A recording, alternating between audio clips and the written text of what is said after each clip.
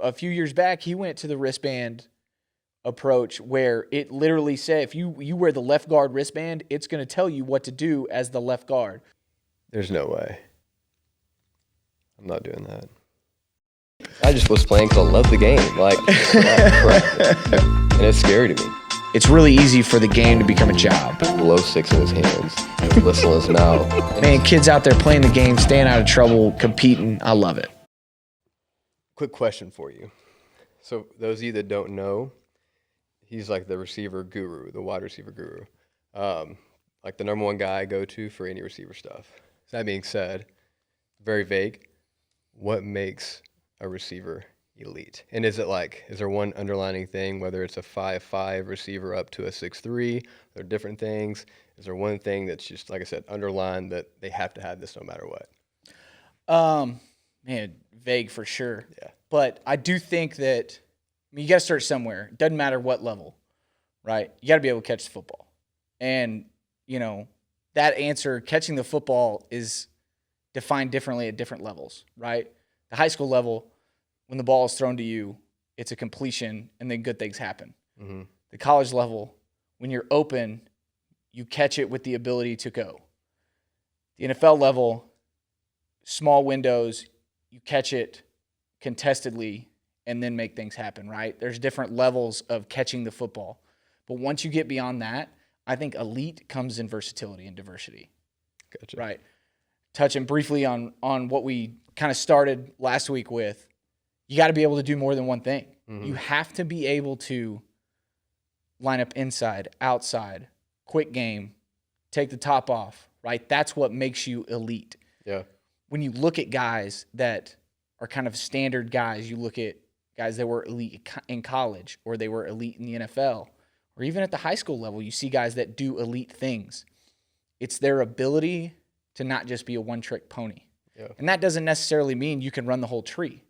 It just means that you're good enough to be effective at all three levels of the defense. Quick game, intermediate, deep. Yep. Right? And it's not always a 4-4 guy, and it's not always a twitchy guy. It's just a guy who understands the game enough, is consistent catching the ball and making things happen afterwards at all three levels. So there's kind of a vague yes/no to answer your question. It makes sense. So would you say for like a 5'8" receiver, categorically, he has less from a variability standpoint that he can capitalize on versus your 6'5", he has way more categories that he can be, great at while being versatile? I don't think so. And the example I love to come back to is Steve Smith, Sr. How many times did we watch him win go balls, win deep posts in the NFL at 5'8"?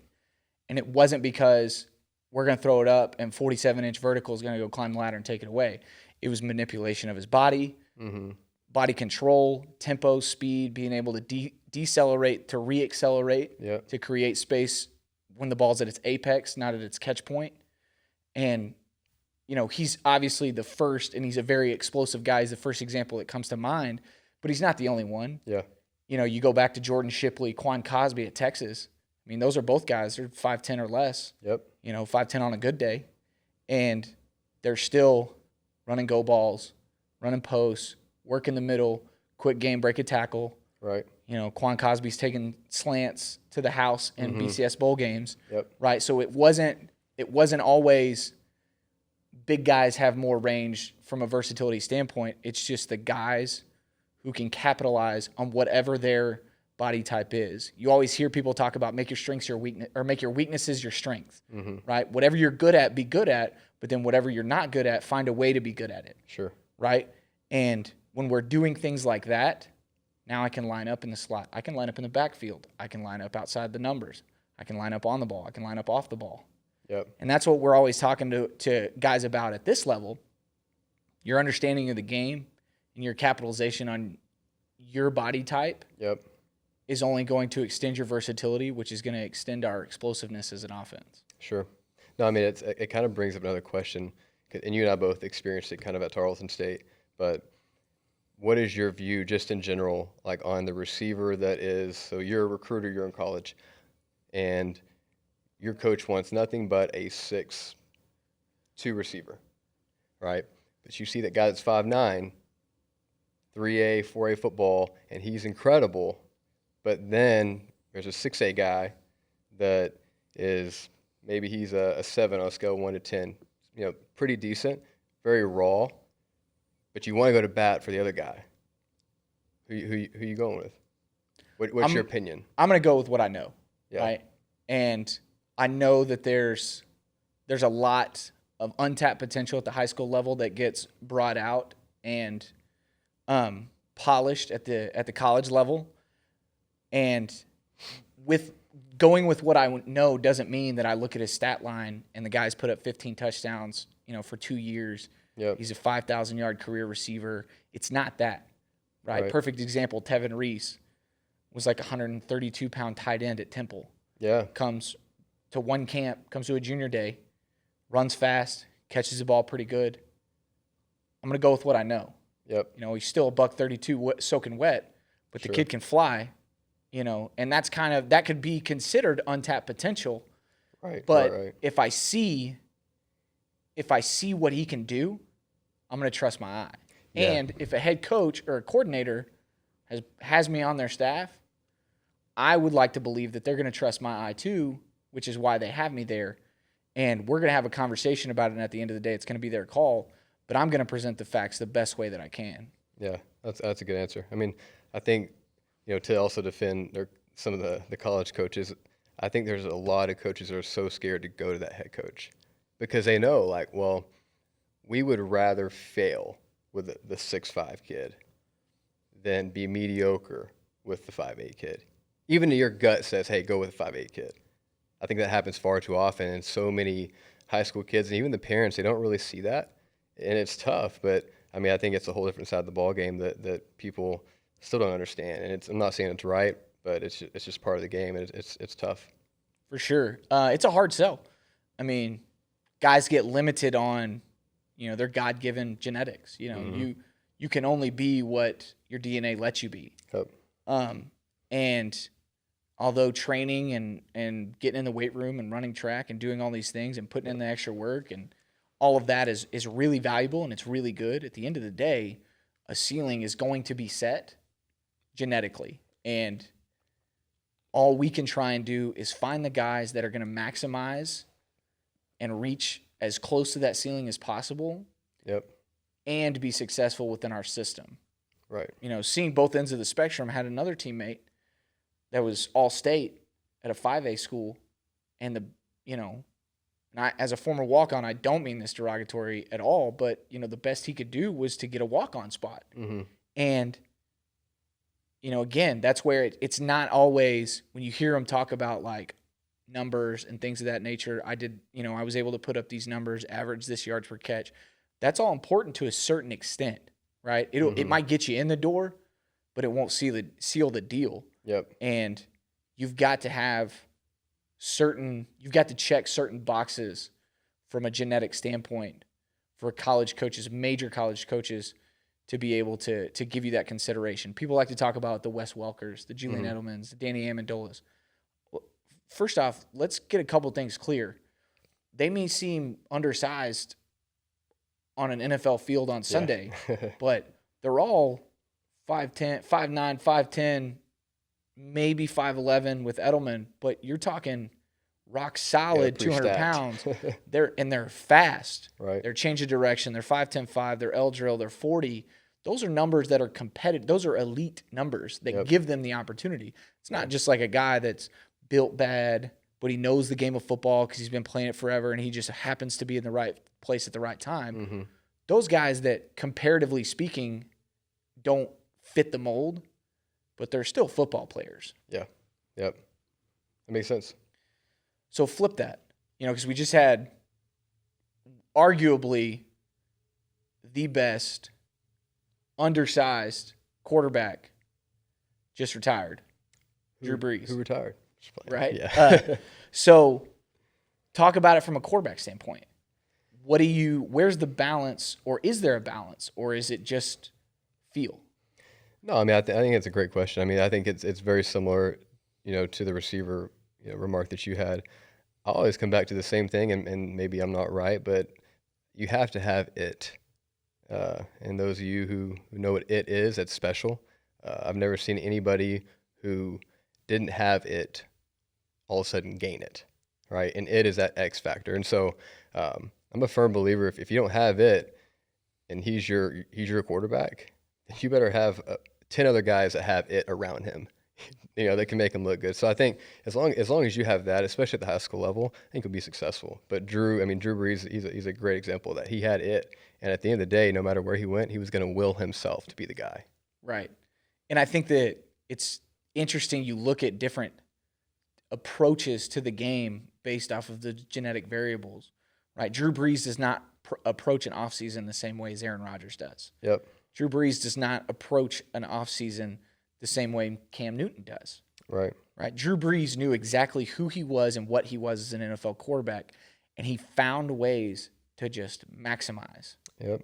And I'll never. One of the most telling pictures to me of Drew Brees is the still shot of him in the pocket, face mask to the sky, eyes to the ground.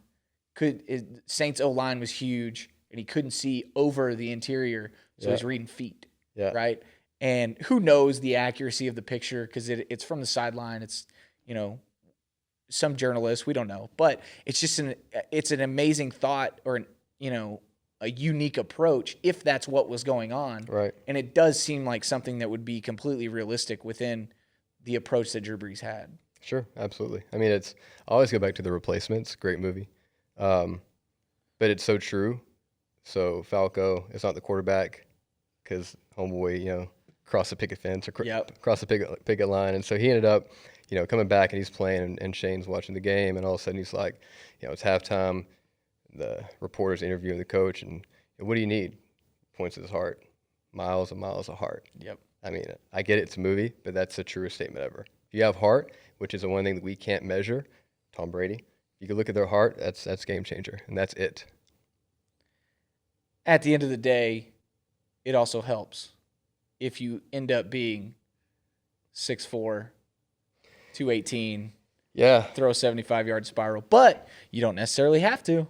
No, I mean, I tell quarterbacks all the time, like, I privately train quarterbacks, and it's more often than not, if it is a 6-foot quarterback or below, their work ethic is through the roof. 6'3" and above, they're there because they know they have to be there. Dad wanted them to be there. And again, there's some that they want to grind, they want to do it. But more often than not, you very rarely see that 6'4" quarterback that's got the heart of Brees, the heart of Russell Wilson. But when you do, welcome to the Hall of Fame. Facts. 100%. So, yeah. Those are the really special ones. Those are the ones that are really fun to watch. Yep. Okay, shifting gears. It's a conversation that, after last week, had talked to a couple people. This was something that I've wanted to pick your brain on after coming back to Texas and coaching in really what I would consider 4 vastly different types of high school football. West Texas, the San Antonio Hill Country, Central Texas, Nashville, right? Those are, I would say, starkly different approaches to the game from a communal high school standpoint. And including your college experience, player, coach, what's the hardest situation as a coach that you've ever had to go through? Yeah, I mean, those are all vastly, very different schools. I think the hardest thing I've ever gone through, which was the best thing I'd ever gone through, was going from one school, starting off at great athletes to the next, not having very many good athletes, and then playing a bunch of teams that had tons of athletes. You get exposed really quickly, and it's the worst feeling you can ever have because you've done, great the last, 3 years as an OC. You think you've got it figured out, which, by the way, if you're a good coach, you realize every single year that you know less and less and less, and you're willing to admit that. But I mean, I wasn't cocky, but I was like, oh, I got this thing figured out pretty quickly. I'm 2 years into it. I think I got it. And I transitioned to, the next school, and great kids, not tons of athletes, but we're playing, Cibolo Steel, Converse Judson, Smithson Valley. I mean, they've got a few 5 stars, Guys that are about to get drafted, 100 like in a couple weeks. 100%. And it exposes you really quickly. But I think you have to go through those experiences, especially as a young OC, in order to learn. And that was the hardest thing for me, is to sit there on the sideline and not have an answer. And I just remember at that time saying, I never want to have this feeling ever again. So what was the answer? You're in that situation Friday night, in game, understanding that I personally am ill prepared for a multitude of reasons. Yeah. What's the approach post-game, rest of the season, rest of your career moving forward? I mean, you feel guilty, or at least I did initially, because you feel like you're doing the kids a disservice. And I just felt like it was totally my fault. I mean, and I've always kind of looked at things that way, you know what I mean? But want to be a people pleaser and give everybody the best you can, but I felt like it was my fault. And it's the middle of the season, so you can't change your entire offense. I'm a big believer in, you want to adapt, but if you do that in the middle of the season, your kids are going to, kids see more than what we think, and they're going to see that like, whoa, hold on, why did you just change everything? Is it because what you initially had didn't work, and now they lose that confidence and faith in you? Same time, you can't keep doing the definition of insanity. And so same thing over and over, expecting different results. So you've got to be smart about, okay, what can we tweak within our offense, right? So we can still put our kids in the best success. And so that's where, for me, I've always used the same quote. It's where Coach Ilfer and I always talked about it. We will have Home Depot as an offense. We have aisle 1 through 25. Now, we may only use for one season 1 through 15. The next season is 1 through 22. The next is 1 through 5. But you have to have 1 through 25 in order to have that arsenal, and so you can have those answers. I agree. You got to, for me, especially in a place like this, speaking of my vast coordinator knowledge, but foundation is so important. And, a lot of people talk about the growth of a team being that week 1 to week 2. Mm-hmm. I think it goes a little bit farther than that, maybe 2, 3, 4, maybe a little bit into 4. But you're going from trusting that you've built a solid foundation to identifying exactly who you're going to be within the foundation. What is our best scheme? What is our best approach? What puts our guys in the best position to be successful without having to go back and reinvent the wheel? Yeah. Absolutely. I mean, it's, one thing we didn't talk about last time was, I think the best thing that came from COVID, from a coaching staff perspective at Lipscomb Academy, was we had to break up into pods. So, 10 kids or less. That was the best thing that we could have done, because what we didn't want to do when you have those, many groups, is you don't want to have one group that's here and the next group is here from a learning perspective, because you're going to group the guys A, B, C. It's just natural. But you don't want A to go here, they keep growing, and then C, they're not really growing too much, because now when you get to, whether it's season or you're doing that in the spring, there's a huge gap, and you don't want that. So we just said, screw it. Let's just teach football. Like, not the plays, nothing. What does smash mean, right? What is a zone scheme versus a gap scheme? And what that allowed us to do is, in the middle of the season, we could make those adjustments, and the kids understood why, because they knew football. And so coming back to a coordinator, my biggest advice to any coordinator would be, know what you're doing, and don't have it memorized, but know it. Listened to a podcast with Joe Rogan the other day, and they were talking about how memorization is the worst thing you can have, like with our phones. People can sit there and memorize it, show up the next day for an interview or a conversation, and sound like the smartest person in the world. But when you try to ask them to, dumb it down per se, they can't do it. And basically, it came down to, if you can't explain whatever you're trying to teach easily, like in layman's terms, simple, you don't know it. I've never heard it put that way, but I like it. Of course, Joe Rogan's got all the gold. But 100%. Building off of what you said about, teaching football, we didn't go all the way ground level like that, but that was definitely a repeated message with our guys, through COVID, summer, and, my first year with us being in a relatively new offense. There were some foundational things that from an identity standpoint, we stayed true to, but we talked a little bit different. We tried to set different things up, but it was, the biggest thing for me was that we wanted to make sure that the guys understood what it was we were trying to accomplish. And what it allowed us to do was, as the season went on, we got into situations where, and, I like to tell this story, and it's not anything to where, like, we didn't reinvent the wheel when we got into the playoffs. We didn't come up with some great scheme. But our kids knew football enough, and the guys that we were relying on knew football enough to where, not an exaggeration, 3 weeks in a row in the playoffs, second, third, and fourth round of the playoffs, we ran a play in a way that we had never done in practice. Yep. Or we hadn't done in practice the week of the game. Right. And we scored a touchdown. Wow. And it had nothing to do with me. There were even times where some of the assistant coaches are checking me, hey, what is that? What are you talking about? And we get together, we talk about it, and okay, we're just going to take these pieces that we've used in other ways and put them together to make something new. You guys understand, this is what you're doing, this is what you're doing. Everybody speak their own language. Yep. Execution, success. Absolutely. And it all came back to the fact that we just kept, even when we were struggling early in the year, we just kept hammering home the idea that this is the play, this is the concept. You're not this, okay? You're an offensive player. So you got to know it. You got to know the offense. Yep. And then building, laying that foundation and staying true to that message allowed us to put guys in different positions for matchups and be successful, but also it helped us adjust.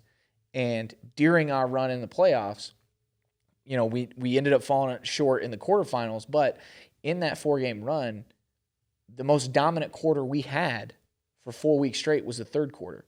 Time of possession, yards per play, points. It was the third quarter. And that is something that I was really proud of from a staff standpoint, from a player standpoint, because it meant we were all on the same page. Yeah, you're making great adjustments. Absolutely. We were all speaking the same language, which meant we could adjust on the fly. Yeah, that's a huge compliment. Love that. So the other thing I wanted to ask you about is, and I don't know, I mean, obviously y'all were still deep into it. How much of the Texas High School State Championships did you get to see this year? Fox Sports Southwest didn't really stream over there in Nashville, Tennessee. Right. Yeah, so I was trying to steal everybody's YouTube, TV, log in. Don't allow the location. Didn't really work. But I think I got to watch both 6A games. I think one 5A game, and that was it. Okay. Well, from a lower level standpoint, the Blue Bloods were there, right? Yeah. It was this, a lot of the teams that are well known at each level, respective level, 1, 2, 3, and 4A. But with that being said, compare offensive, just general concepts. We don't have to get into what is air raid, what is run and shoot, what is, triple option, wing tee, any of that.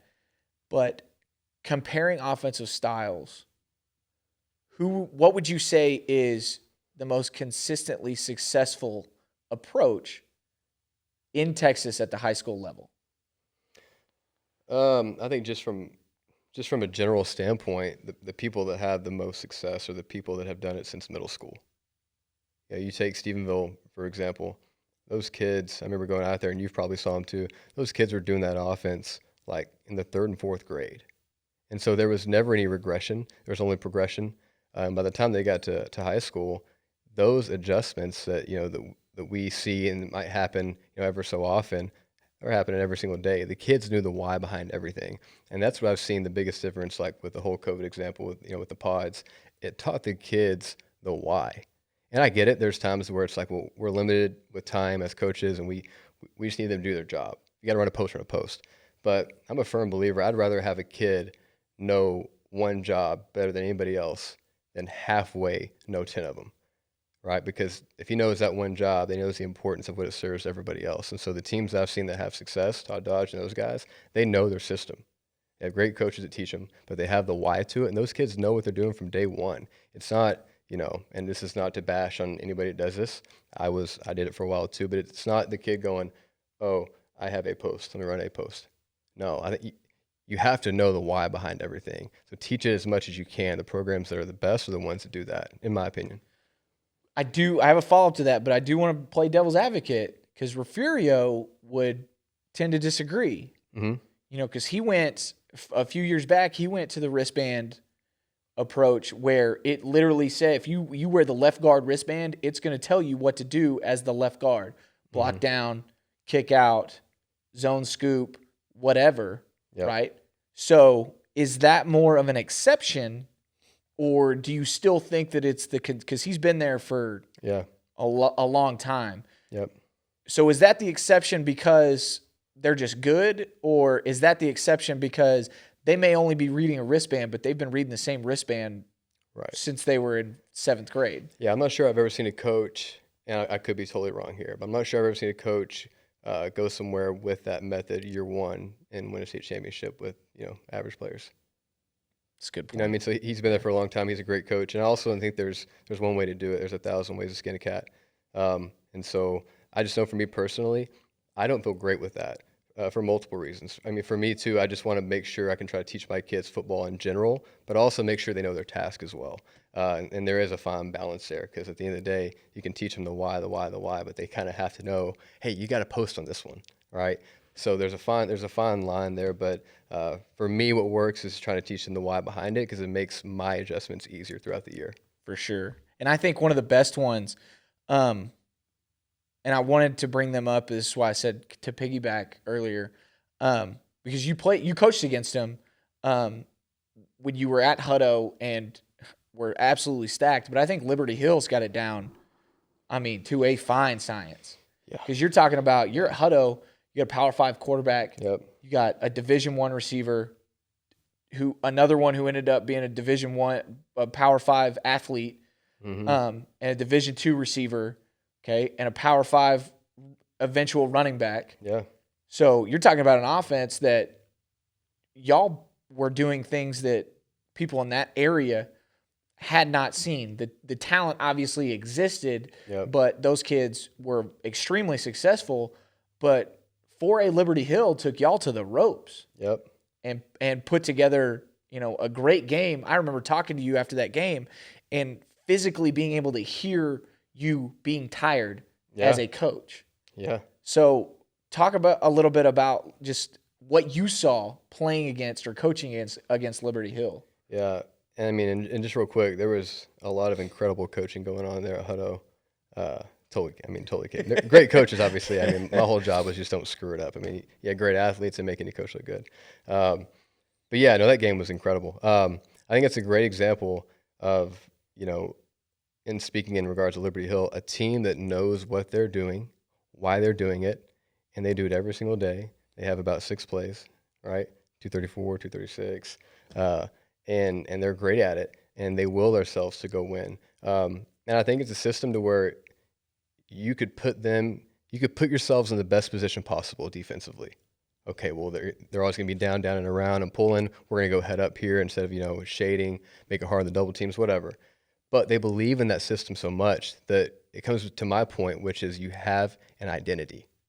And if you have an identity and those kids believe in it, it could be the worst play call ever, but in their mind, it's their identity, it's who they are. They'll run through the wall for that thing. And I think that's what made them so great was those kids had heart, they had fight, they had an identity, and at the end of the day, it's what they do, and they're just going to do it over and over and over again. And they know nothing else, and that makes it tough to play any team like that for 4 quarters. Absolutely. Yeah, that's one of the big things that just talking to our guys, especially through the off season now as we kind of start to ramp up on my second one, having a lot of control and who we are as an offense. I think that we're to the point where we're really starting to very early on, but we're starting to tap into that Liberty Hill thought process, the way you describe it, right? Like, this is the play that's called. It schematically, the all 22 standing on top of the press box, it might be the worst play ever, but these kids believe in it, so it's going to be successful. Yep. And honestly, those are the plays I love. I remember second round, we ended up buck sweep. Back does a great job, sticks his foot in the ground, splits the guards, cuts it back a little bit towards midfield, and we're down inside the 5. And I'm, breaking all kinds of rules. I'm out on the field running, screaming, signaling, going nuts. And we got kids on the field that, to no error of their own, but I'm trying to push the tempo so fast that, they're not 100% sure of what's going on and if it's going to work. But the guys in the box believed in it, and we just ran base, and he falls into the end zone untouched. You go back and look at the film, we were outnumbered by 2. Got 7 guys in the box. Yeah, but it didn't matter. Yeah. Because they believed if I push my guy through the back of the end zone, That's right. touchdown. 100%. And that's exactly what happened. The one guy that could make the play on the play side didn't, because our Johnny was confident and playing aggressively, and their Joe wasn't. Yeah. Because tempo, big play, this, that, and the other. And that had nothing to do, it wasn't a great play call. It wasn't a great scheme. We didn't draw anything up that week. It was just, believe. That's just right. believe and play fast, and good things are going to happen. Yeah, I think that's one thing that with Coach Dilfer, because I think that is true to an extent. Obviously college level, and then even probably less at the at the NFL level, because everybody's great at that time. But I think it's true to an extent. But you have to have all of those answers at the NFL level. I think with Coach Dilfer, his first year coaching, was still in that mindset, and I learned a lot from that mindset. That's where have your answers, get more aisles, in your offense. But I think he also started to realize, like at the high school level especially, how much power you can put into the kids by just what is your identity. It could be power one year, it could be zone the next year. And I saw him actually transform, middle to end of the year into where we're in practice. And he's like, hey, this is a play to where I want to be able to scream across the field at the head coach, hey, we're running this play. And they can set up to it, and it doesn't matter because that's what we're going to do. And the kids got all excited and hyped up, and yeah, hell yeah. And they believed in it, and it worked. And half the time, it shouldn't have, but it did because they believed in it. 100%. For us, one of the big things, like, you were giving me way too much credit at the beginning, but, as a receiver guy, anybody I ever watched growing up, it didn't matter. Ocho, Randy Moss, T.O., you look at those guys.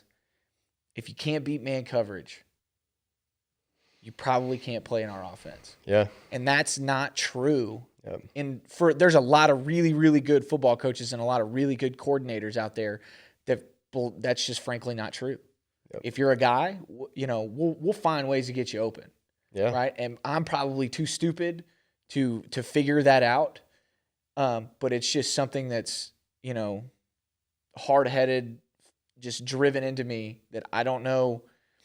I don't know if, this zebra will ever change his stripes, but that's just something that I believe. And what I believe at the end of the day really isn't that important. As soon as the kids start to believe that and think that way, we're off to the races. Yeah.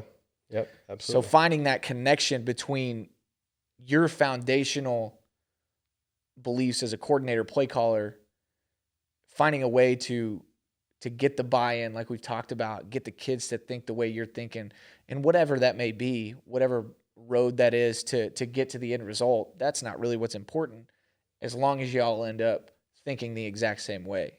No, that's actually a great point. I mean, because that's one thing that I've always heard, the last couple of years. I don't know if it came from, one of the coaches that just left to go Ohio State or whatever, but if you get your kids to buy into, and I like that a lot, if they can buy into, you got to beat man, it's that much easier for zone, so it's always as a route, you think it's man, react to zone. And now you can preach, hey, it's man, it's only man, and you can't play if it's man. It's only going to make that much better. And in your mind, you could be like, well, I mean, at the end of the day, we're going to get that guy the ball. Yeah, So, I mean, he's going to be open. So. Yeah, absolutely. One other thing that I was having a conversation with a guy earlier this past week, I guess this past week, something that I've really enjoyed and something that I really hope stays as like a mainstay within my coaching style as a coordinator is player and coach input. I've talked to guys about, the faith, trust, and reliance on, a staff. As a play caller, being able to just look at a guy and be like, hey, I need you to help me right now, and I have the confidence that you can give me the information that's going to lead to a successful answer. Right. I think that's so valuable. And, that is an hour-long conversation in itself. But the part I want to focus on right now is player input. Early week, midweek, pregame, in-game, what's the level of player input you're looking for, willing to listen to?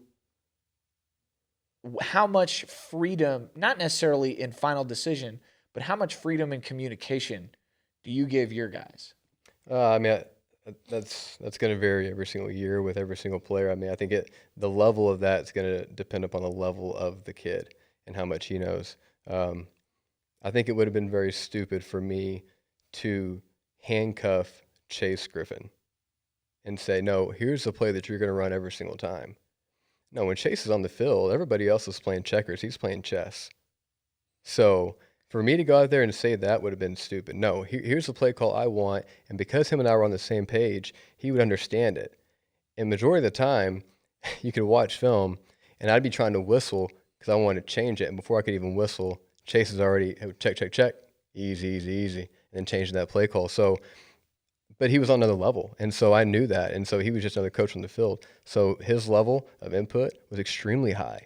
Other quarterbacks have had in the past, whether it was a first-year quarterback, I allowed one of them to have some input, but it wasn't really input. I wanted him to feel that he had some input. And it was more of just me trying to teach him to voice certain things, but he wasn't on a level where I could say, oh yeah, you know what, I trust you in that regard. I'm gonna go ahead and make that call now. So I think that's the part that I was hoping to get to, is how much of it is, well, he said he saw this, so this is what we're gonna do, versus I need you to know that I'm willing to listen as long as what you've got can be backed up and shared with confidence. Right.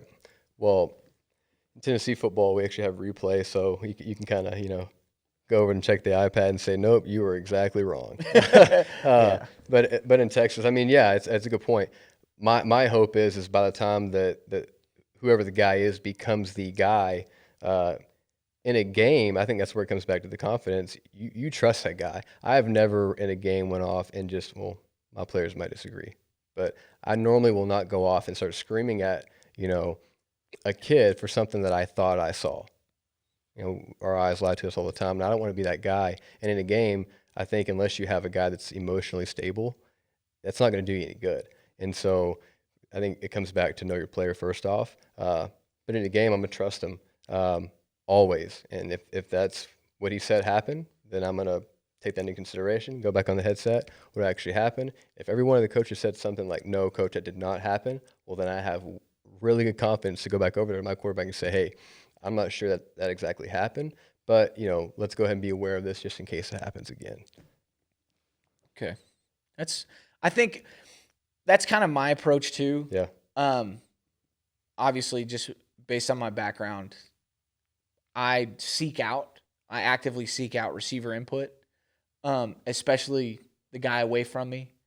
But a lot of it isn't always like, well, he's saying he's getting this, so this is what we're going to do. Right. A lot of it is, I want you to understand that you can't be looking at how clean your cleats are or how shiny your laces are. You need to be seeing the game. And even if I ask you to stand there and do nothing, you standing there and doing nothing doesn't mean that you can't see pre-snap roll, post-snap roll, how wide is the overhang playing, who's tipping their blitz, who's showing where he's going to end up. Yeah. Putting that onus on them, I think, kind of reaffirms the classroom side of understanding the game. And, you hear a lot of time, there's been this ongoing debate probably for the past 3 years of, the game being so different because kids are so different. And I was at one point thought that, but the more I reflect on it, I don't know if it's so much that the game has become different because the kids are so different, or if our approach is different, which is causing our kids to approach the game different. Mm-hmm. You know, one of the things that I've learned about just personally about myself first couple years coaching was I have to be very conscious to not take things for granted, right? And that doesn't, I'm not trying to get all philosophical. I'm just talking about the game, right? You know, the understanding of, you know, when they start here, if the free safety steps, man, this is just absolutely killing me. But if the free safety steps down, you know, first two steps, that means we're probably going to see this coverage versus that coverage. If he's heavy on his heels, we're probably going to see this. You know, it's not necessarily you need to be able to do that, right? But taking the understanding of like, okay, he's going to know what cover 2 is versus cover 3 versus cover 6. He's going to know what those things are. Yep. And taking that for granted when it's clearly not the case is what ends up setting us back. Right. I mean, so the way I see it is if you understand, back it up and go this way with it.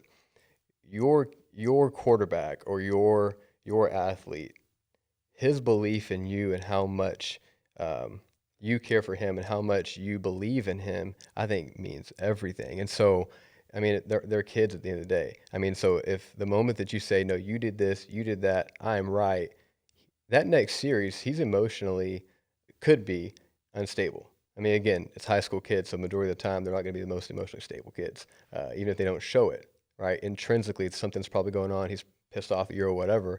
So it's, if they know they trust you and you trust them, just in my opinion, hopefully, I never want to be the guy that yells and then all of a sudden that hinders the rest of the game, if that makes sense. Yes. And so for me, it's like, you know, you have coaches say, well, you know, leading by fear, you know, it's the best way to coach. And it's like, well, hold on, what type of fear are we talking about? Fear of letting the coach down or intimidation? You know, and so it's the type of relationship that you're going to have with that kid. Like, I hope that we have a good enough relationship with every quarterback in my room that, I mean, they don't want to let me down. They know that I'm going to still love them. But it's not the, oh, crap, if I screw this up, coach is going to be so mad at me. Because that's the worst relationship I think you can have. Yeah, as someone who has, you know, through self-reflection, probably more than once, freaked out, yelled on the sideline that in a way that hindered future success of a kid that night, you know, it's honestly the worst feeling in the world.